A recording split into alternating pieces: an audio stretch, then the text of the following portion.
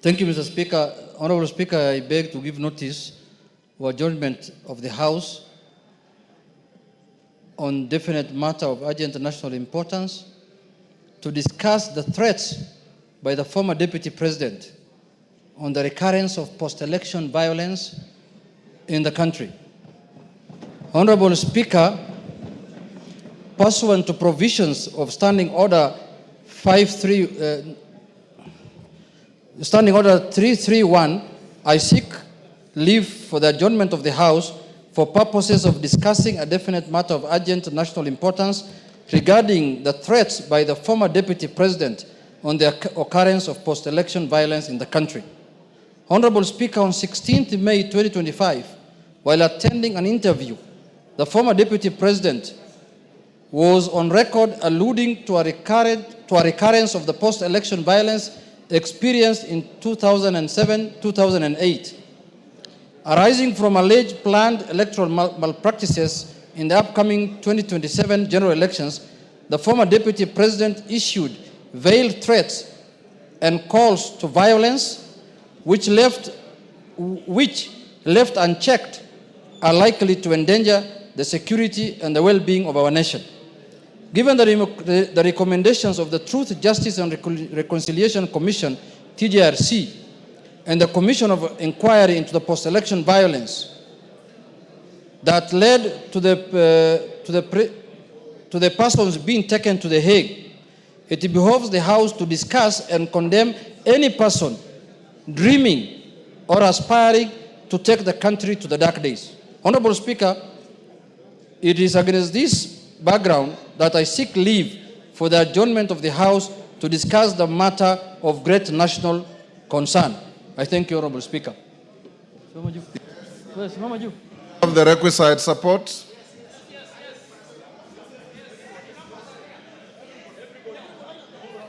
The support is overwhelming.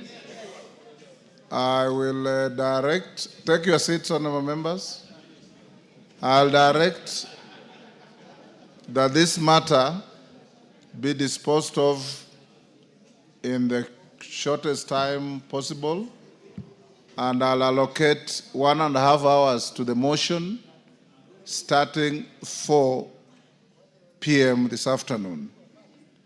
In the event we get to 4 p.m. and we are still having business like statements, they will be stepped down. You got the motion, and then thereafter we can proceed with what is left of the other businesses. Thank you.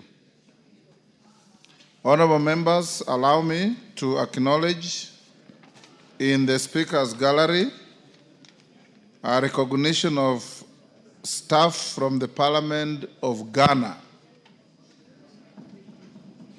I wish to introduce to you 2 staff members from the Parliament of Ghana who are seated in the Speaker's gallery.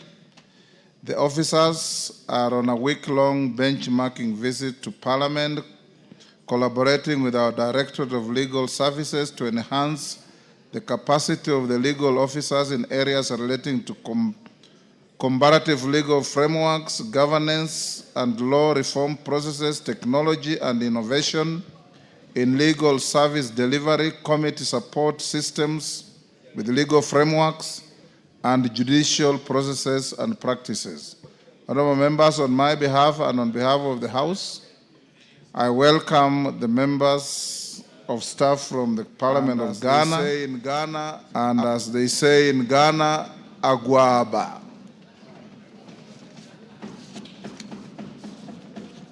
Agwaba members means Karibu. Take your seats, members. Honorable members, also in the Speaker's gallery, I acknowledge St. Teresa's Bikeke High School from Kiminini, Trans Nzoia. In the public gallery, the students, when your school is mentioned, you stand up for acknowledgement, then you take your seats. Very good, you can now take your seats. In the public gallery, we have Tengecha Boys High School from Bureti, Kericho. Ndururumo High School from Laikipia West, Laikipia. and Siungi Secondary School from Mwingi Central, Kitui. I've been requested by the Honorable Member for Mwingi Central to welcome the school from his constituency, and in the same vein, Honorable Mulyungi, you can welcome all the other students on behalf of your colleagues. 1 minute. Thank you, Mr. Speaker. Mr. Speaker, I take this opportunity to welcome all the schools which are here to Parliament, and in particular my school, Siungi Secondary School, which I work with. Mr. Speaker, I want to encourage all the students who are here to work very hard so that one day they can aspire to be members of Parliament and senior public officers. Thank you very much, Mr. Speaker. Thank you. Next order. Order number 7, questions and statements.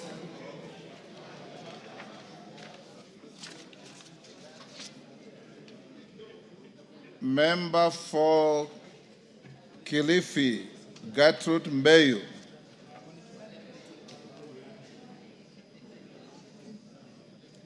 Honorable Member for Kilifi,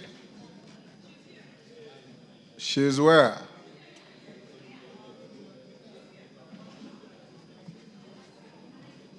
Is Gertrude Mbeyu in the house?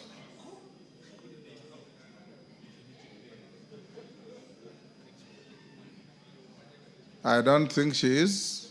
Statement dropped. Honorable Amina Muyanzi, member for Malindi. Go ahead.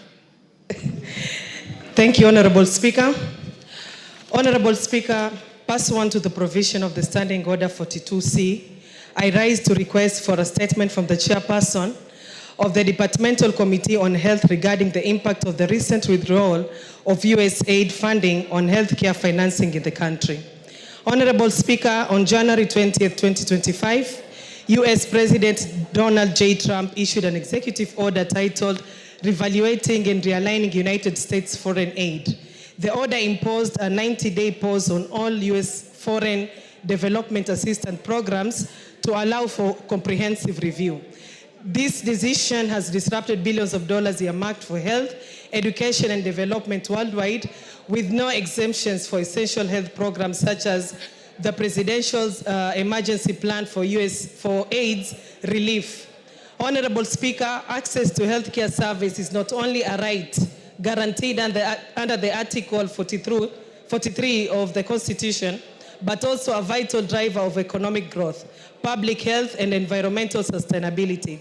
USAID has historically been a major contributor to Kenya's health sector, funding programs in HIV/AIDS treatment, malaria prevention, and maternal health care.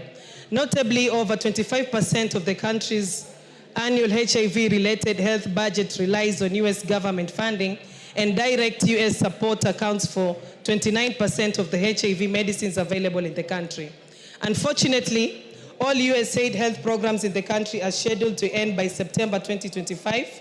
The resulting funding gap threatens to disrupt life-saving treatments and services, directly impacting thousands of patients across the country. It is projected that 54,000 healthcare workers could lose their jobs, while institutions such as the Kenya Medical Supplies Authority face deficits amounting to Kenya shilling 600 million, hampering the availability of critical medical supplies essential for both prevention and ongoing patient support. Honorable Speaker, it is against this background that I seek a statement from the chairperson of the Departmental Committee on Health on the following. 1. Report on the measures being undertaken by the government to address the impact of the recent withdrawal of USAID funding in Kenya, which has previously supported critical health sectors such as HIV/AIDS treatment, malaria prevention, and maternal care. 2. Current status of essential drug supplies for all the critical sectors supported by USAID, including whether there are sufficient stocks available, and indicate how long these supplies are expected to last given the current national demand. And 3, the immediate and long-term action plans by the government to mitigate the negative effects arising from the USAID funding withdrawal, including ensuring uninterrupted healthcare services for the affected populations. I thank you, Honorable Speaker. Chair Health. How much time do you need?